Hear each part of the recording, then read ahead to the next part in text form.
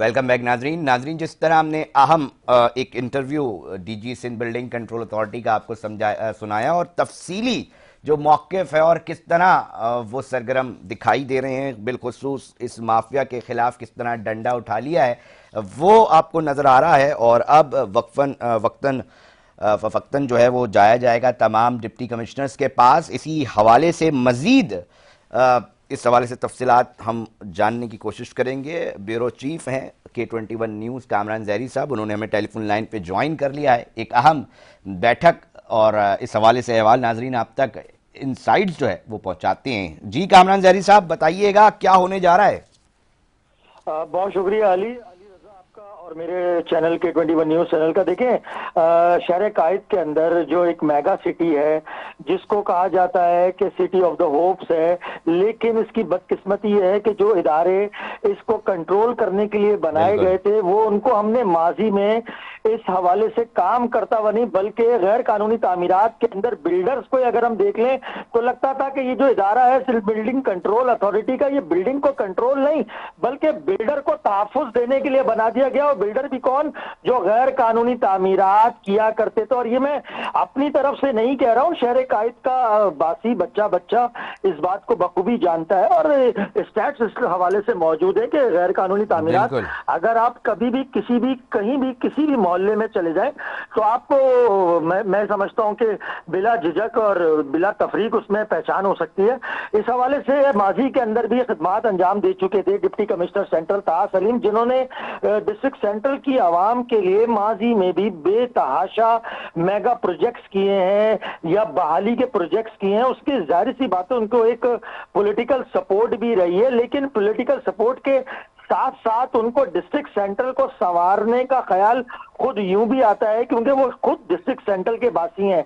और अली, आपको सुन के ताज्जुब होगा, डिप्टी कमिश्नर जो होता है उसको एक बहुत बड़ा घर मिला जाता है, विला मिला जाता है, उसको रिहाइश अकोमोडेशन मिली जाती है, लेकिन ताहा सलीम ने आज तक अपनी सरकारी रिहाइश को इस्तेमाल नहीं किया, बल्कि उनका जो आबाई घर है खुद डिस्ट्रिक्ट सेंट्रल गुलबर्ग के अंदर, वो वहीं रहना पसंद करते हैं। और उसकी बुनियादी वजह यही है, वो हर जगह ये कहते नजर आते हैं कि आप लोग तो चले जाएंगे कबाड़ा करके, हमें यही रहना है और यहीं से वापस अपने अपने आखिरी रास्तों तक जाना है। तो लिहाजा डिस्ट्रिक्ट सेंट्रल की तबाही अपनी आंखों से नहीं देखूंगा। एक दफा फिर जब ताहा सलीम को कमांड मिली है डिस्ट्रिक्ट सेंट्रल की बतौर डिप्टी कमिश्नर की, तो उन्होंने सबसे पहले आके इनिशिएटिव ही गैर कानूनी तामीरात के खिलाफ लिया है। और इनको ये क्रेडिट जाता है कि पूरे सूबे सिंध के अंदर वाइट डिप्टी कमिश्नर हैं जिन्होंने सबसे पहले गैर कानूनी तामीरात के खिलाफ जो है अब एक्शन लिया है। 19 सितंबर को हमने उनको इस चीज की निशानदेही कराई थी। इससे कबल भी हमारी टीम और हमारी जानिब से बार बार ताहा सलीम साहब से राब्ता किया जा रहा था कि खुदारा डिस्ट्रिक्ट सेंट्रल के अंदर, इस शहर कायद के अंदर सबसे ज्यादा गैर कानूनी तामीरात हो रही है। बतौर डिप्टी कमिश्नर खुदारा आपके पास, डिप्टी कमिश्नर के पास, क्योंकि जो सीएम के अख्तियारात होते हैं जिले के, आप अपने तौर पे इनिशिएटिव लें। तो 19 सितंबर को उन्होंने एक नोटिफिकेशन का इजरा किया जिसके अंदर उन्होंने नहीं कामरान ज़हरी साहब, आप लोगों की खिदमात जिस तरह यकीनी तौर पे वो भुलाई नहीं जा सकती, जिस तरह एक अहम साफी का जो किरदार होता है निशानदेही करना और उसके बाद इंतजामिया भी हरकत में आती है, तो यकीनी तौर पे वो हीरो होते हैं जो कि मंजर पे नहीं आते मगर अपना काम कर रहे होते हैं। तो यकीनी तौर पे हम अपनी टीम की जानिब से, प्रोग्राम की जानिब से आपको इन काविशों पे सलाम पेश करते हैं। अब एक सवाल ये उठता है कामरान ज़हरी साहब कि जी, एक आपने भी अपने इंटरव्यू में सवाल कर दिया ना कि जनाब बोला ये जा रहा है कि जी बस रेट बढ़ जाएंगे, काम फिर नहीं होगा, तो इसके ऊपर आपकी क्या इंसाइट्स हैं, आपका क्या तजुर्बा है, आप क्या समझते हैं कि क्या वाकई में होगा ये काम? देखिए, माफिया बड़ा स्ट्रांग है। इस बात में तो आवाम अगर ये सवाल पूछती नजर आती है कि ये सिर्फ दिखलावे के या नुमाइशी या कॉस्मेटिक ऑपरेशन होंगे और रेट बढ़ जाएंगे, पहले सिर्फ और सिर्फ सिंध बिल्डिंग कंट्रोल अथॉरिटी को या मकामी पुलिस को पैसे भरने पड़ते थे, अब ऐसा तो नहीं है कि डिप्टी कमिश्नर ऑफिस ने भी अपने रेट खोलने के लिए ये एक्शन किया हो। तो उसमें कोई दो राय नहीं, ये हकीकत है और ये एक बदकिस्मती से कराची वालों के साथ हमेशा से चलता आ रहा है। लेकिन अब क्योंकि हमने देखा कि दोनों इदारे एक पेज पर है, माजी के अंदर कभी भी दो इदारे एक काम के लिए एक पेज पे नहीं آتے تھے. اگر ڈپٹی کمشنر آفس سے اندر سے جو اس کے خلاف سرکوبی کی جاتی تھی تو یہ سندھ بلڈنگ کنٹرول اتھارٹی تاخیری حربے استعمال کرتے تھے اور مختلف طریقوں سے ان کو بلیک میل کہہ لیں یا عدالتوں کا راستہ دکھانے سے لے کر ہر چیز معاونت کرا کرتے تھے. لیکن اب یہ ڈائریکٹر جنرل ہے اور 21 گریڈ کے افسر ہیں عبدالرشید سولنگی, اور کسی تعارف کے محتاج نہیں ہے, موسٹ سینئر ترین آفیسر ہیں.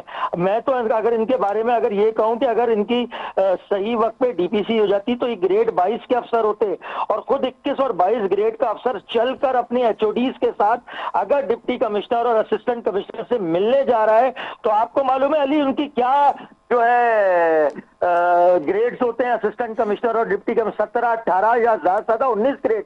تو یہ بہت بڑا انیشیٹو ہے عبدالرشید سولنگی کی طرف سے, اور اس میں کریڈٹ دینا پڑے گا وزیر بلدیات کو, وزیر اعلیٰ سندھ کو, چیف سیکرٹری کو, کہ اب واقعتاً انہوں نے لگ رہا ہے کراچی والوں کا درد سمجھ لیا ہے, اس پہ ایکشن لینے کا سوچ لیا ہے. نہیں کامران جی صاحب مسئلہ ہے نا, یہ مافیا بلڈنگیں بناتا ہے اور پھر پانی کی شارٹیج نظر آتی ہے. یہ مافیا بلڈنگیں بناتا ہے تو لوگوں کو پارکنگ کرنے کی جگہ نہیں ملتی. یہ مافیا بلڈنگیں بناتا ہے تو لوگ گلی محلوں میں لڑتے دکھائی دیتے ہیں, کنجسٹڈ ہو گئے ہیں, بڑے بڑے محلے ہوا کرتے تھے اب بالکل سکڑتے جا رہے ہیں. تو یقین طور پہ عوام تو بڑا پریشان ہے.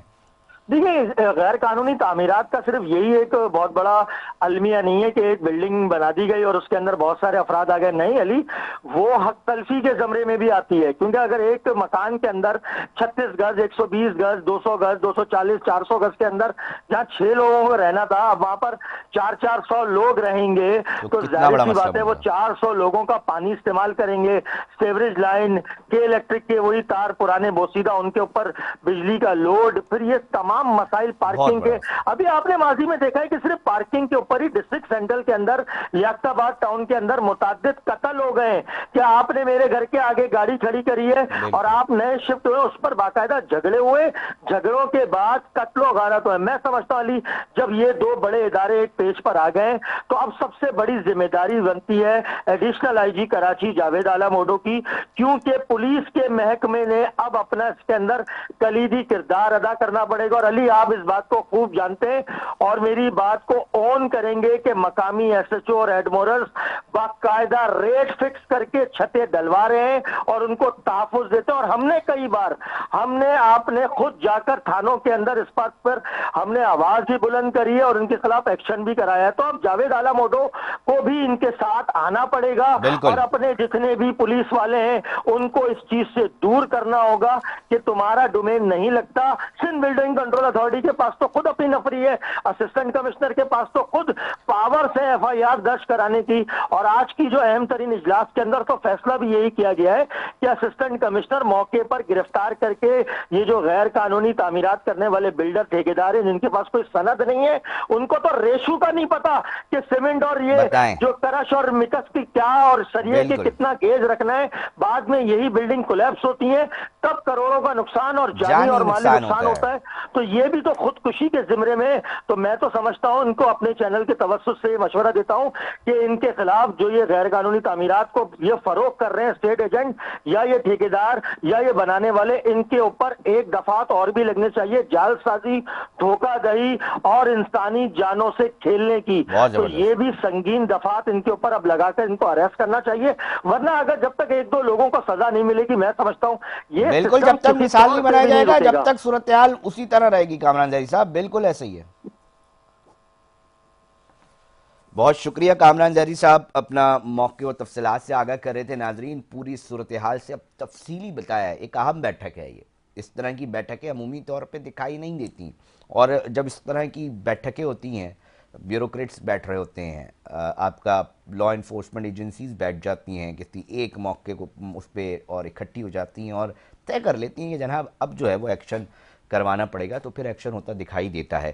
مگر اس کے نتائج اب مزید آگے آ کر کیا ہوں گے وہ ناظرین آپ تک ضرور ہم پہنچائیں گے. اور جس طرح ہم بار بار آپ کو ایک بات کہتے ہیں کہ جناب کراچی کی آواز ایسی نہیں کہتے پروگرام کراچی ٹوڈے کو, اور ایک ایک اہم ایشوز جو ہوتے ہیں, چاہے بیوروکریسی کا ہو, چاہے بلدیاتی ایشوز ہوں, چاہے کرمنل ایشوز ہوں, ہر وہ خبر جو اہم ہوتی ہے وہ آپ کو اس رات کے اس پہر جو ہے وہ آپ تک پہنچائی جاتی ہے. ناظرین شارٹ بریک کی طرف جا رہے ہیں, حاضر ہوتے ہیں اور پھر کرائم کی ایک سٹوری ہے جو آپ تک پہنچائیں گے.